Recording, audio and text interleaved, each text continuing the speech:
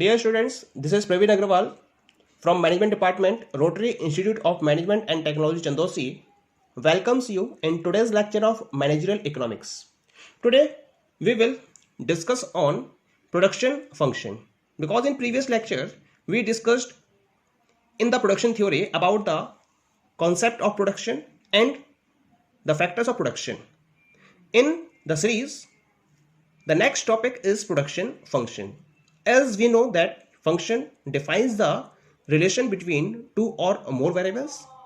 In the same way, when we are talking about the production function simply means the functional relationship between physical inputs and physical output of a commodity. Because two variables are there in production, one is physical input and second one is the physical output. So, when we are talking about the technical relation between the firm's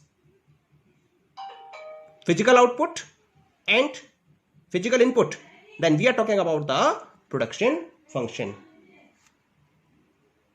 Mathematically, we can express it as follows. Qx is equal to f of k, l, I, o. Four factors of production are there. That's why four factors are written here, where Qx is the physical output of commodity X, K is equal to physical input of capital, L labor, I stands for land, and O stands for organization or entrepreneur. Now, discuss the concept of total product, average product, and marginal product, and the relation among these concepts. Come to the first point, that is the total product. What is the meaning of total product?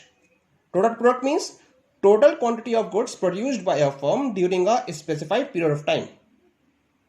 That is total product.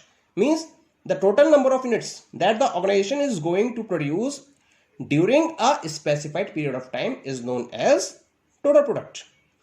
Generally, what is happening when we are increasing the quantity of factor production, total product goes on increasing, but the rate of increase may vary at different levels of employment.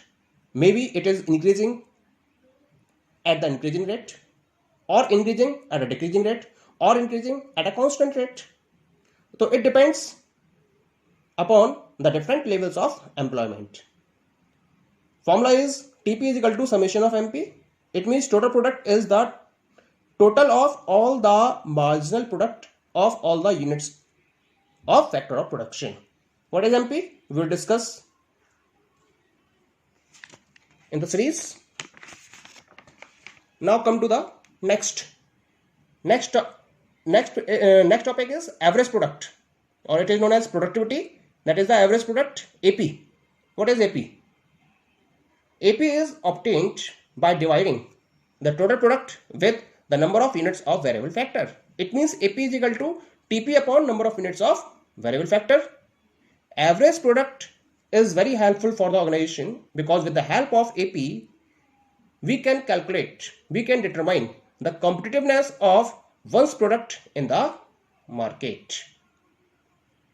We can compare the average productivity of our factors with other organization factors, and on the basis of which we can know the efficiency or competitiveness of our resources. This is how average product is helpful for the organization. Now come to the third one. This is the marginal product. What is marginal product?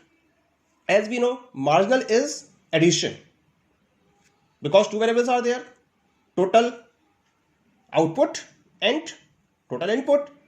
So change in total output due to the change in the single value of input is known as marginal product, or we can say that, or we can say marginal product of a factor is the addition to the total production by the employment of an extra unit of a variable factor. It means when one unit of variable factor is increased, then the change in total product is known as marginal product. For example, suppose 9 workers are working and TP of these 9 workers is 10,000 units. One extra worker is engaged and TP increases from 10,000 units to 10,500 units. It means the MP of 10th worker, that is 10,500 minus 10,000, that is 500 units. It means the formula will be MPN is equal to TPN minus TPN minus 1, where TPN is equal to total product of n units, n number of units. TPN minus 1 is equal to total product of n minus 1 number of units, and MPN is equal to marginal product of nth unit. Alternatively, the MP can be calculated by the following formula. MP is equal to delta TP upon delta Q.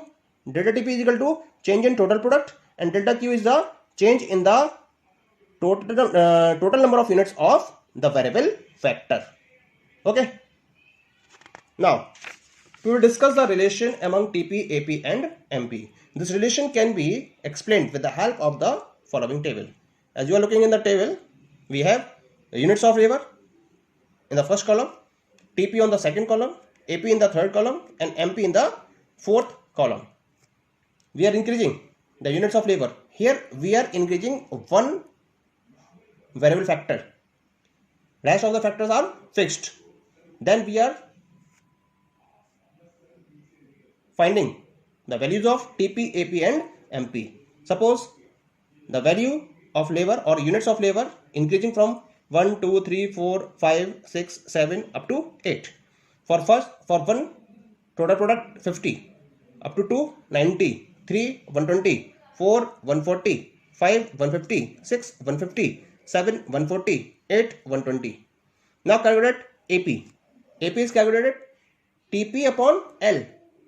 50 upon 1, 50, 90 upon 2, 45, 120 upon 3, 40, 140 upon 4, 35, 150 upon 5, 30, 150 upon 6,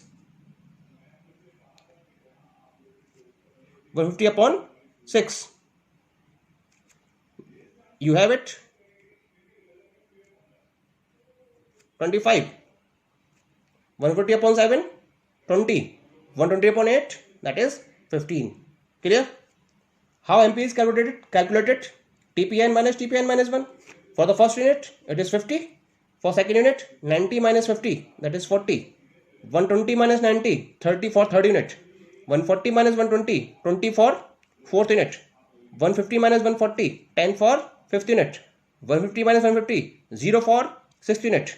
140 minus 150, minus 10 for seventh unit. 120 minus 140, minus 20 for eighth unit. In this way, what you are looking? AP is, TP is increasing up to fifth unit. Then it becomes constant. And after that, it is decreasing. AP is continuously decreasing. MP is also decreasing. Becomes 0 when TP is maximum. And then it becomes negative.